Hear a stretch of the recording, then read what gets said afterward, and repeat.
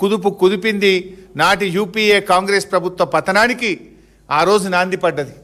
నేటి ఈ బొగ్గు కుంభకోణం ఈ కాంగ్రెస్ పతనానికి తప్పదు.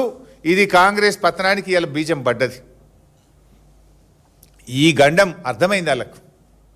ఈ గండం గట్టెక్కేందుకే ప్రజల దృష్టి మరల్చేందుకే బీజేపీతో కుమ్మక్కై రేవంత్ రెడ్డి ఈ సిట్ల డ్రామా ఆడుతూ ఉన్నాడు. ఈ డ్రామాలోనే భాగంగా మొన్న నాకు నేడు కేటీఆర్ గారికి నోటీసులు ఇచ్చి ఇబ్బంది పెడతా ఉన్నాడు. ఆ రోజు నన్ను పిలిచినాడు. కేటీఆర్ గారు ఇదే తెలంగాణ భవన్లో ప్రెస్ మీట్ పెట్టి సృజన్ రెడ్డి భాగోతాన్ని ఆధారాలతో సహా బట్టబయలు చేసిండు. కథం తెల్లారి కేటీఆర్ గారికి నోటీస్. అంటే నీ బామ్మర్ది భాగవతం బయట పెడితే, నీ అవినీతి భాగవతం బయట పెడితే నోటీసేనా? నేను బయట పెడితే, నాకు పొద్దుగాల బయట పెడితే పొద్దుకి ఇచ్చినావు, కేటీఆర్ గారు పొద్దుకి పెడితే పొద్దుగాల నోటీస్ ఇచ్చినావు. అంటే నీ అవినీతి భాగవతాన్ని కప్పిపుచ్చుకోవడానికి ఈ సిట్ల పేరిట, నోటీసుల పేరిట డ్రామా నడుపుతున్నాడు ఇలా రేవంత్ రెడ్డి గారు. అది కేటీఆర్ గారు మొత్తం ఆధారాలు బయట పెట్టే వరకు కడుపు మంటతోని కేటీఆర్ గారికి నోటీసు పంపించారు. నీ సిట్టు లట్టు పొట్టులకు భయపడే వ్యక్తి కాదు కేటీఆర్ గారు. అట్లా భయపడేది ఉంటే మేము తెలంగాణ ఉద్యమాలే చేసేటోళ్ళం కాదు. ప్రాణాలకు తెగించి పోరాడినటువంటి నాయకత్వం బీఆర్ఎస్ నాయకత్వం. సరే, నువ్వు ఎన్ని చేసినా నీ అవినీతిని బయట పెట్టకుండా మేము ఊరుకోము. నీ చిట్టాలు బయట పెడుతూనే ఉంటాము. ఈరోజు మరికొన్ని విషయాలు బయట పెట్టబోతా ఉన్నా.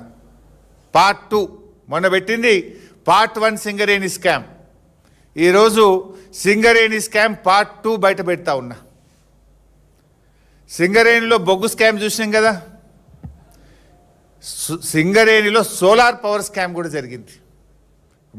మొన్న పెట్టిందేమో బొగ్గు పవర్ స్కామ్ బయట పెట్టినాం. ఇప్పుడు సింగరేణిలో సోలార్ పవర్ స్కామ్ ఈరోజు బయట పెట్టబోతా ఉన్నాం. సింగరేణిలో 107 మెగావాట్ల సోలార్ పవర్ ప్లాంట్లో పెద్ద స్కామ్ జరిగింది. అవి 3 డిఫరెంట్ సైట్లు, 37 అంటే 30 మెగావాట్లు, అట్లా 3 డిఫరెంట్ సైట్లలో సోలార్ పవర్ ప్లాంట్ పెట్టేది ఉంటే తమ అనుయాయులకు కట్టబెట్టడానికి, పోటీ తగ్గించడానికి, ఎంఎస్ఎంఈ వాళ్ళు పాల్గొనకుండా ఉండడానికి 3 కలిపి 107 మెగావాట్లతో సింగిల్ టెండర్ పిలిచినారు.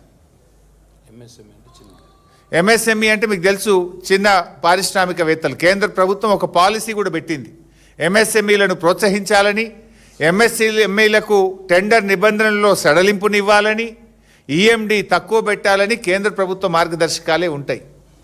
కానీ ఇందులో ఎంఎస్ఎంఈ పాల్గొనొద్దు, ఈ రాష్ట్రానికి చెందిన పారిశ్రామికవేత్తలు పాల్గొనొద్దని టెండర్ నిబంధనలు మార్చి ఈ సోలార్ పవర్ ప్లాంట్ నెలకొల్పడానికి కూడా సైట్ విజిట్ సర్టిఫికెట్ పెట్టినారు.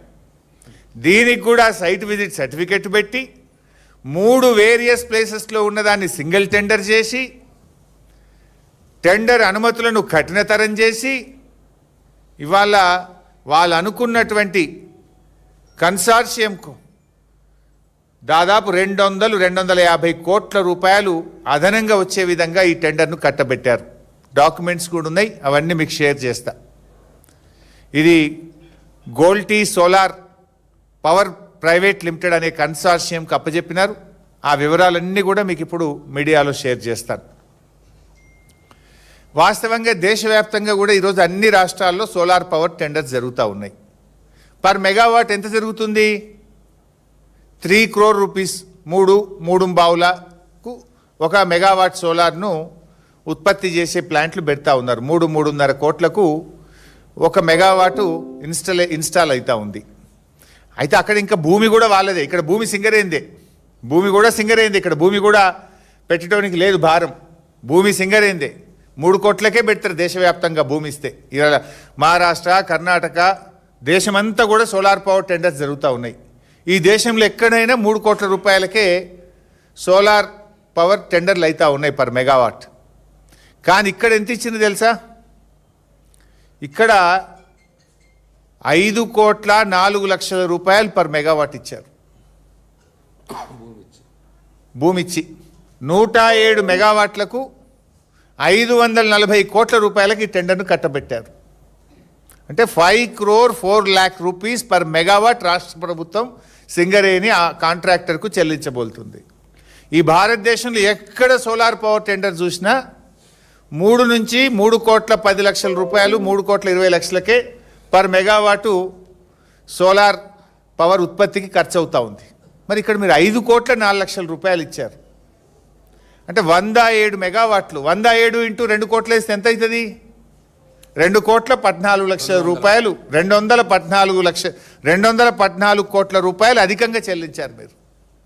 అంటే స్పష్టమైన క్లియర్ కట్ స్కామ్ ఇది.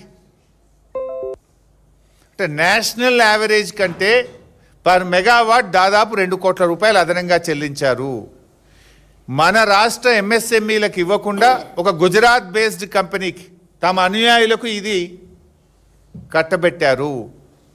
ఎంఎస్ఎంఈలకు అవకాశం వస్తే ఇక్కడ ఉద్యోగ అవకాశాలు వస్తాయి, రాష్ట్రానికి ట్యాక్స్ వస్తుంది, ఇక్కడ వ్యాపారం అభివృద్ధి జరుగుతుంది.